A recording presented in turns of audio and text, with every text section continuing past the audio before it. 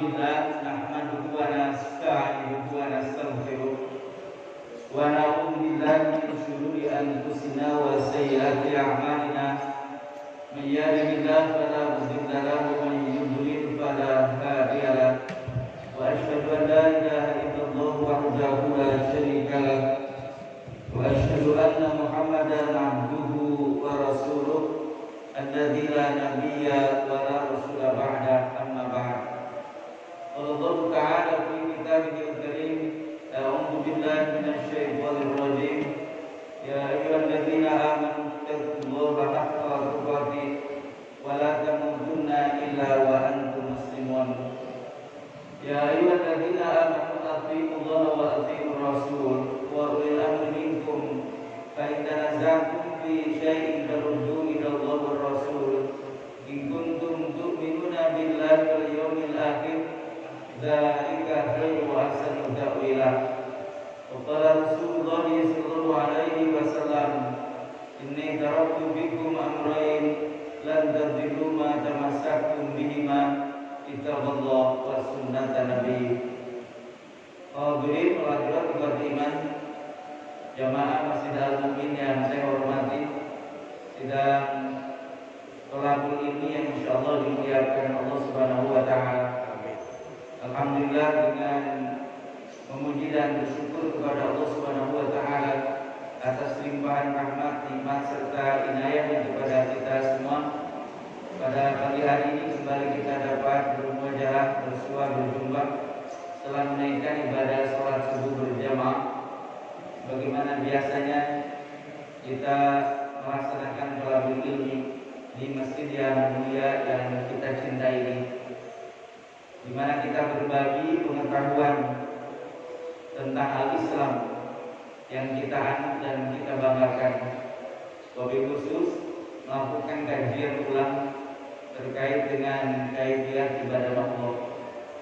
Dan alhamdulillah setahap demi setahap telah kita lewati bersama beberapa kajian dan pembahasan, dari mulai thaharah sampai kepada kaifiat ibadah salat secara umum.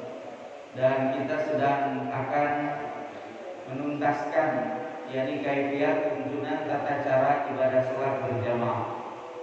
Pada pertemuan yang sudah lalu teman-teman, kita sudah sampai kepada pembahasan tentang formasi saf atau bagaimana tuntunan Rasul SAW terkait dengan saf barisan dalam salat berjamaah. Dilihat pada aspek realita terjadi kesenjangan, masih ditemukan kesenjangan perbedaan antara konsep dengan pengamalan, antara dalil keterangan riwayat iman bagaimana Rasul dan para sahabat melaksanakan kaifiat salat berjamaah, terutama soal saf. Bagaimana kemudian riwayat iman bentuk ketika baris riwayat iman dalam salat berjamaah. Bagaimana dari Rasulullah, dan alhamdulillah bahwa berdasarkan keterangan-keterangan yang sahih, baik riwayat Imam Bukhari, riwayat Imam Muslim dan para ulama hadis yang lainnya, bahwa salat berjamaah minimal 2 orang. Karena dalam salat berjamaah ada struktur salat berjamaah. Struktur salat berjamaah adalah adanya imam dan makmum. Karena demikian maka salat berjamaah minimal 2 orang, yang satu imam, yang satu makmum. Kemudian buat imam dan imamullah, tetapi semakin banyak jumlah jamaah salat berjamaah, kata Rasulullah, itu lebih baik, lebih utama. Karena itu buat imam dan imamullah, jumlah dalam salat berjamaah itu mempengaruhi terhadap nilai dari salat berjamaah yang kita lakukan. Bukan hanya pelaksanaan salat berjamaahnya yang berdasarkan sabda Nabi itu nilainya perbandingan atas salat berjamaah dengan sendiri 25 sampai 27 derajat. Bukan hanya itu, tetapi ada bonus-bonus tambahan nilai dalam pandangan Allah Subhanahu wa taala berdasarkan sabda Nabi. Apabila orang melakukan salat berjamaah sesuai dengan tuntunan Rasulullah, maka iman punya nilai yang luar biasa ketika orang melakukan sholat berjamaah. Sebaliknya iman, orang yang ketika melakukan sholat berjamaah tetapi tidak menunaikan tata tertib aturan sholat berjamaah, bisa jadi nilai yang besar itu berkurang. Bahkan bukan hanya berkurang, tapi bisa jadi ada orang sholat berjamaah tapi diancam. Kan orang berpikir iman, saya sudah sholat berjamaah kok diancam. Jadi jangan sampai punya pikiran bahwa sudah sholat berjamaah saja sudah alhamdulillah. Bagaimana imanullah? Ternyata dalam konsep Islam mendapatkan nilai yang besar itu disiplin sekali. Taat asas, taat aturan. Salah satu yang diingatkan Rasul dalam sholat berjamaah yang kemudian melahirkan ancaman bagaimana adalah kebiasaan dari makmum, tiba-tiba dari makmum yang justru mereka melanggar ketika melakukan pergerakan dalam sholat antara gerakan imam dengan gerakan makmum. Dalam hadis riwayat Imam Bukhari dari sahabat Abdullah bin Umar atau Ibnu Umar radhiyallahu anhu, Nabi bersabda, "Amma yasha ahadukum, amma yasha ahadukum." Apakah seorang dari kalian tidak takut? Apa yang dimaksud iwal iman? Idza rafa'a ra'sahu qabla imam. Apabila ia mengangkat kepalanya bangkit sebelum imam. An yuhawwilallahu suratahu imam. Apa tidak takut seorang dari kalian apabila ia ketika sholat berjamaah mendahului imam? Bagaimana imanullah? Allah akan ubah bentuk wajahnya seperti kuda keledai. Dalam hadisnya dilihat Imam Al-Bukhari dari sahabat Ibnu Umar.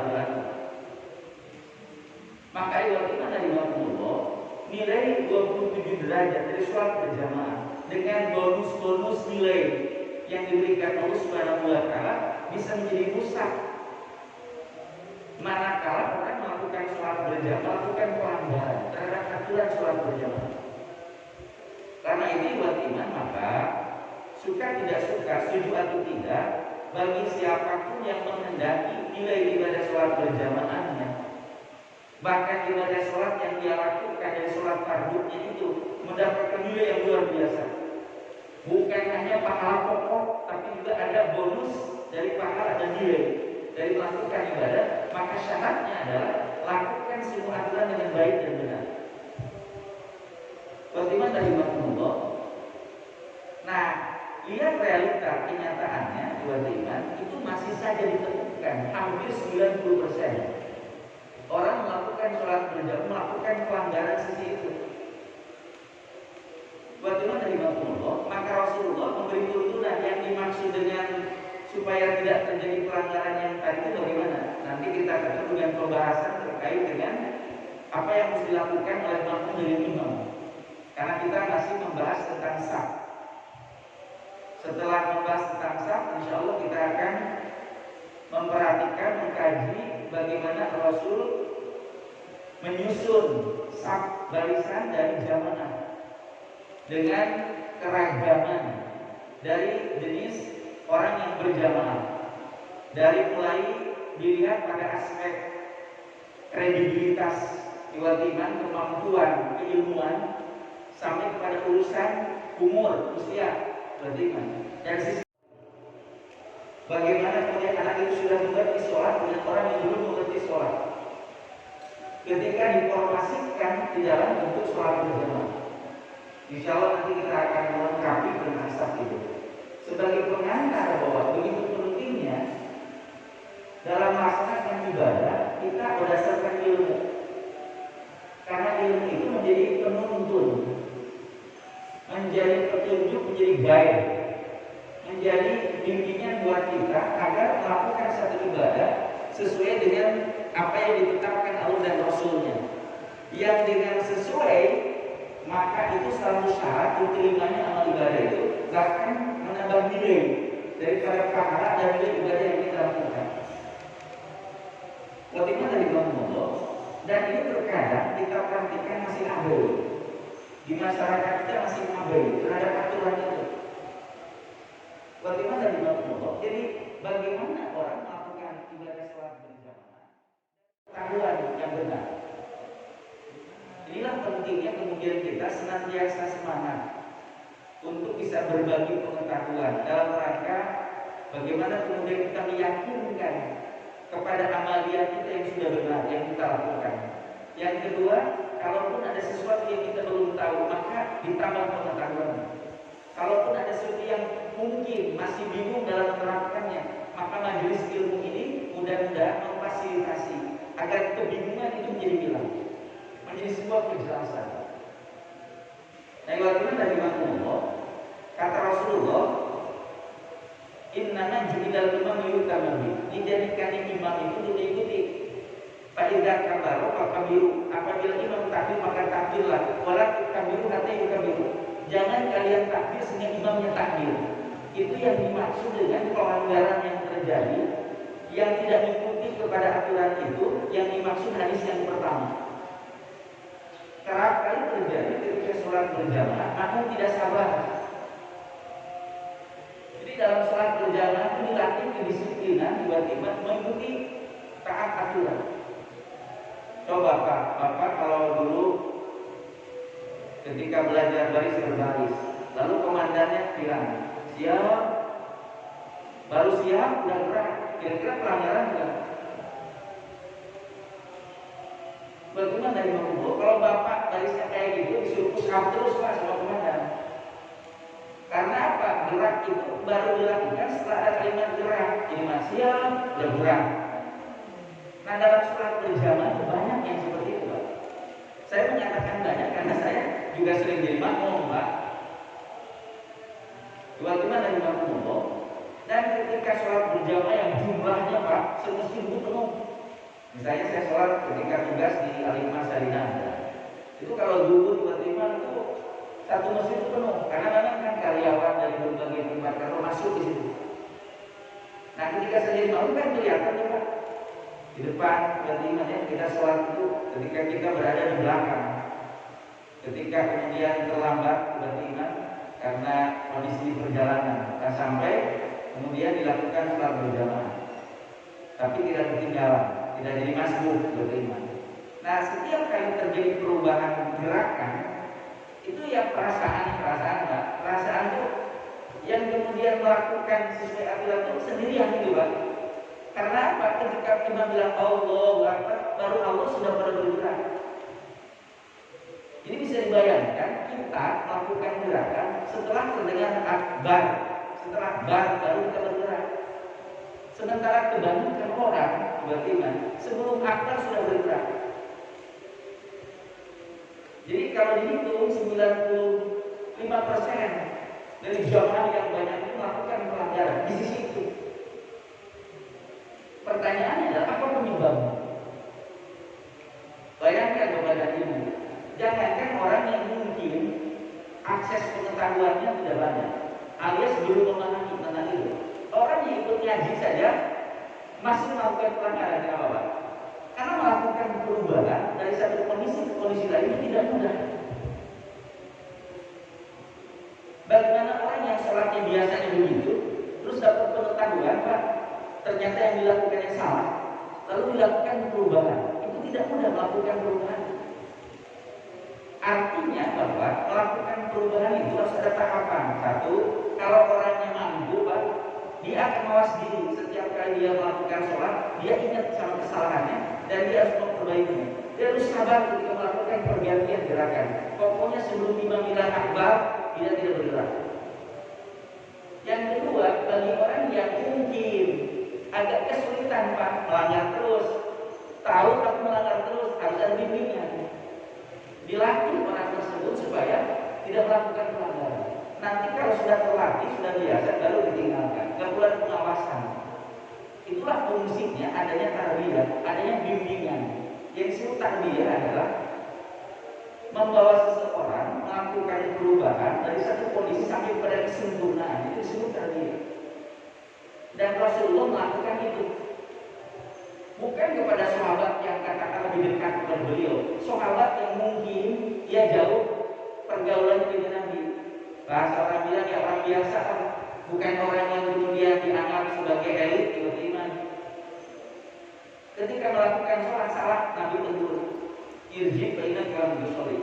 Balik lagi kamu belum sholat. Ia sholat sudah sholat, tetapi irji baina kamu bersolat. Balik lagi kamu belum sholat, sampai 3 kali melakukan sholat, kata Nabi belum sholat disebut. Karena melakukan pelanggaran ketika melakukan sholat. Ketika kemudian diulang-ulang begitu dan salah dalam pandangan Nabi, sahabat itu mengerti. Kalau begitu berarti yang saya lakukan itu tetap salah. Lalu kata dia, ya Rasulullah, itu sholat yang paling baik yang pernah saya lakukan selama hidup sampai hari ini. Jadi yang tadi diulang-ulang itu sholat yang paling baik yang saya lakukan. Tapi kenapa ibu mengatakan tetap belum sholat? Alimni ya Rasulullah, ajarkan kepada aku ya Rasulullah, bagaimana sholat yang benar itu. Maka Nabi kemudian mengajarkan. Itu asbabul wudu dari hadis riwayat Imam Bukhari. Terus sahabat Abu Hurairah beriman, di mana kemudian ada orang yang sholatnya salah. Ada sahabat yang sholatnya salah. Al-musiku sholat dulu, namanya Faladin Rofiq. Lalu kemudian kata Nabi, tidak tidak ilah sholat asbi wudu. Apabila kamu tidak berdiri sholat, maka sempurnakan wudunya. Kenapa Nabi justru nasihatnya wudu dulu, padahal orang tersebut sholatnya salah? Kenapa wudunya yang justru dikomentar juga? Karena penyebab salahnya justru bukan terletak pada sholatnya, tetapi cara sholatnya. Dalam pengertian, ada kebiasaan yang dia lakukan yang bisa jadi kebiasaan salah itu bukannya sholat akibatnya, tapi juga wudu. Apa itu? Tergesa-gesa ketika melakukan sholat. Maka Nabi bersabda, apabila kamu tidak berdiri sholat, maka sempurnakan wudu. Yang dimaksud sempurnakan wudu adalah ketika ada sahabat berwudu tapi tergesa-gesa sampai ada bagian wudu yang wajib dibasuh tidak terbasuh, maka terkena ancaman. Kata Nabi, wailul lil aqab minan nar, celakalah buat iman, yakni tumit-tumit yang tidak tersentuh dengan air ketika berwudu, dia kemudian celaka di api neraka. Jadi bayangkan teman-teman, ada orang berwudu sampai ada bagian yang wajib bersih tidak terbasuh gara-gara tergesa-gesa. Ada orang yang punya sifat begitu tiba-tiba, maka ketika sholat terlihat begitu, maka wudu pun bisa diketahui masih begitu. Maka Nabi bilang, sempurnakan wudunya. Kemudian Nabi baru menjelaskan kepada iman, cuma takbir jumlah terpakabir, cuma qra'at tayassara bil Quran. Kemudian iman, cuma raka'ah hatta tatma'inna raki'an, cuma rafa'ah hatta ta'tadila iman, cuma sujud hatta tatma'inna sajidan, cuma rafa'ah hatta tatma'inna jalisan, cuma sujud hatta tatma'inna sajidan, cuma al-balika fi sholatika kulliha. Nabi mengajarkannya tumaninah, dan sholat itu tumaninah, jangan kayak tadi kata Nabi. Yang disebut tumaninah adalah sebagaimana sudah kita kaji adalah kesesuaian antara bacaan dengan gerakan.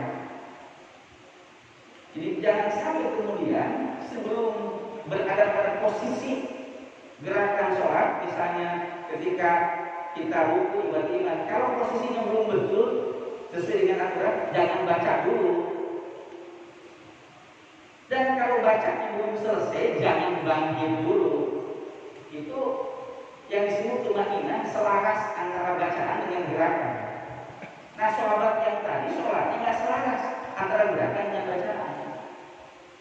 Dan di kita bagaimana relatif sering ditemukan nggak sabaran sholat itu. Coba Pak, kalau berjamaah pas ruku, Allahu Akbar, kata imam. Makmumnya Allahu Akbar. Pas Allahu Akbar itu udah kedengeran sum, baca subhanallah, atau subhanallah yang alim gitu. Kedengaran sum. Itu padahal belum posisi ruku, bayangkan. Itu sebutnya tidak tumaninah. Jadi bagaimana dimaklumullah, bagaimana kemudian harapan kita ibadah sholat termasuk sholat berjamaah diterima, dapat nilai yang luar biasa, ternyata pengetahuan itu juga problem. Yang kedua, mengamalkan ilmunya pun problem. Tidak sedikit ditemukan orang ngaji, ilmunya dapat, tapi mengamalkannya tetap begitu. ilmunya itu Islamologi. Islam itu menjadi pengetahuan, bukan jadi tuntunan. Jadi menyedihkan ibadah. Bagaimana kemudian membangun kualitas diri kita dalam melakukan ibadah kepada Allah. Dari setiap aktivitas ibadah yang kita terdapat harapan kita diterima, dapat nilai yang besar. Tapi kemudian ketika dicek di lapangan, ketika melakukan aktivitas ibadah, terjadi kesenjangan antara konsep tuntunan dengan prakteknya. Bagaimana dengan Allah? Maka kajian kita juga dituntut pertanggungjawaban soal amalia. Jangan sampai ini tidak jadi ilmu yang bermanfaat karena tidak diamalkan, tidak diterapkan. Dan ini menjadi tanggung jawab stakeholder, menjadi tanggung jawab dari para tokoh. Katakan di Masjid Al-Mu'min, bahwa ibadah yang kita lakukan bukan untuk sendiri, bukan untuk sendiri, tapi juga untuk umat. Maka iwatiman rahimahullah, kalau ada jamaah yang keliru, bimbing dia. Sehingga masjid yang kita selalu makmurkan itu betul-betul bukan hanya menjadi tempat transit dalam urusan pribadi dengan Allah Subhanahu wa Ta'ala, tetapi menjadi tempat di mana membangun ukhuwah. Dan ukhuwah yang paling utama adalah ketika seseorang menjaga saudaranya dari api neraka dan kemudian membawa seseorang itu kepada surga, itu adalah pokok dari ukhuwah. Itu disebut persaudaraan yang hakiki.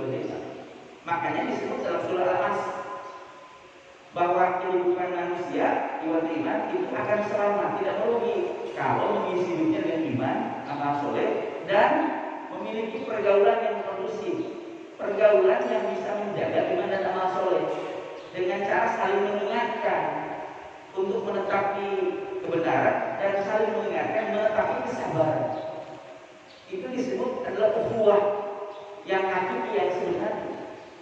Termasuk urusan ibadah, jangan sampai menjadi orang yang abai. Lihat teman salah dibiarkan, tidak boleh. Bagaimana dengan Allah? Maka kemudian termasuk dalam urusan sah di masyarakat kita masih ya begitu antara dalil keterangan dengan praktek. Nah kemarin alhamdulillah sudah kita bahas, mudah-mudahan hari ini kita sudah bisa mempraktekkan. Jadi sebelum saya lanjut ke formasi sah selanjutnya, saya akan melakukan evaluasi pada yang sudah dilakukan. Jadi mohon dicontohkan, ada modelnya bagaimana direview kembali yang kemarin sudah dibahas. Sholat dua orang yang sejenis, laki-laki dengan laki-laki. Monggo siapa modelnya? Lanjut Pak. Dua orang laki-laki. Pak, monggo.